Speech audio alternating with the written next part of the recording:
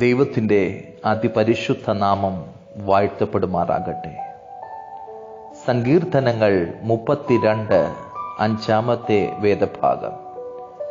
ഞാൻ എൻ്റെ പാപം നിന്നോട് അറിയിച്ചു, എൻ്റെ അകൃത്യം മറച്ചതുമില്ല. എൻ്റെ ലംഘനങ്ങളെ യഹോവയോട് ഏറ്റുപറയും എന്ന് ഞാൻ പറഞ്ഞു. അപ്പോൾ നീ എൻ്റെ പാപത്തിൻ്റെ കുറ്റം ക്ഷമിച്ചു തന്നു. ദാവീദിൻ്റെ വ്യക്തിപരമായ ജീവിതത്തിൽ താൻ ചെയ്ത പാപത്തെ തൻ്റെ അധികാരം കൊണ്ട് മറയ്ക്കുവാൻ ദാവീദ് ശ്രമിച്ചപ്പോൾ ദൈവത്തിൻ്റെ കൈ തൻ്റെ മേൽ ഭാരമായി വെളിപ്പെട്ടു. തൻ്റെ അസ്ഥികൾ ക്ഷയിച്ചു പോകുന്നത് പോലെ, തൻ്റെ മജ്ജ വേനൽക്കാലത്തിലെ ഉഷ്ണത്താൽ വറ്റിപ്പോകുന്നത് പോലെ തനിക്ക് അനുഭവിക്കേണ്ടി വന്നു. മാനവജാതി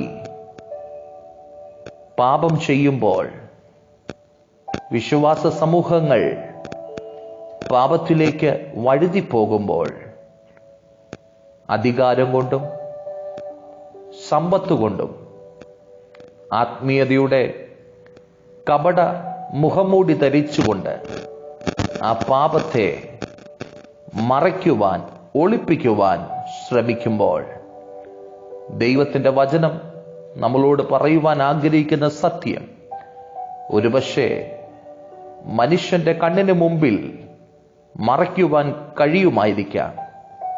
എന്നാൽ സർവശക്തന്റെ അഗ്നിമയമായ കണ്ണുകൾക്ക് മുമ്പിൽ അത് മറയ്ക്കുവാൻ കഴിയത്തില്ല എന്നുള്ള സത്യം ഈ സങ്കീർത്തനത്തിൽ നിന്ന് മനസ്സിലാക്കുവാൻ കഴിയും.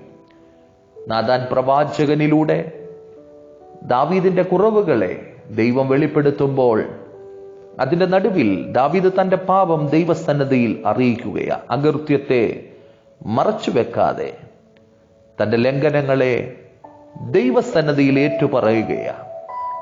അങ്ങനെ ഏറ്റുപറഞ്ഞപ്പോൾ ദൈവം അവന്റെ പാപത്തിന്റെ കുറ്റം ക്ഷമിച്ചു കൊടുക്കുവാൻ ഇടവന്നു.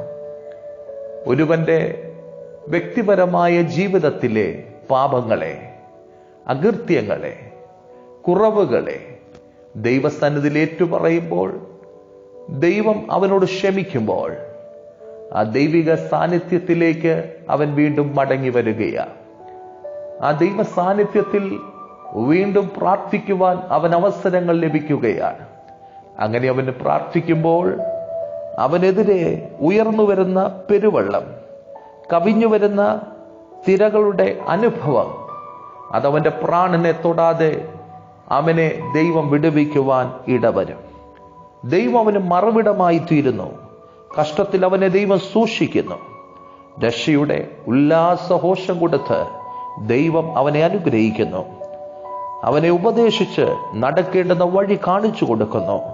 അവന്റെ മേൽ ദൃഷ്ടി വെച്ച് ആലോചന പറഞ്ഞു കൊടുക്കുന്നു.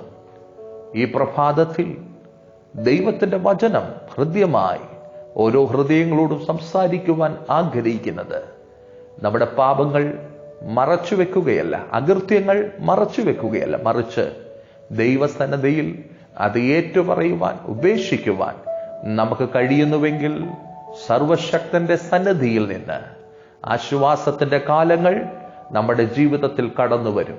ദൈവഹിതപ്രകാരമുള്ള വഴികൾ ദൈവം നമുക്ക് തുറന്നു തരും. ആ രക്ഷയുടെ സന്തോഷം നമ്മുടെ ഹൃദയങ്ങളിൽ പകരുവാൻ ആ ദൈവം വിശ്വസ്തൻ. ആമേൻ. ഈ വചനങ്ങളാൽ എല്ലാവരെയും ദൈവം അനുഗ്രഹിക്കട്ടെ. God bless you all. Amen.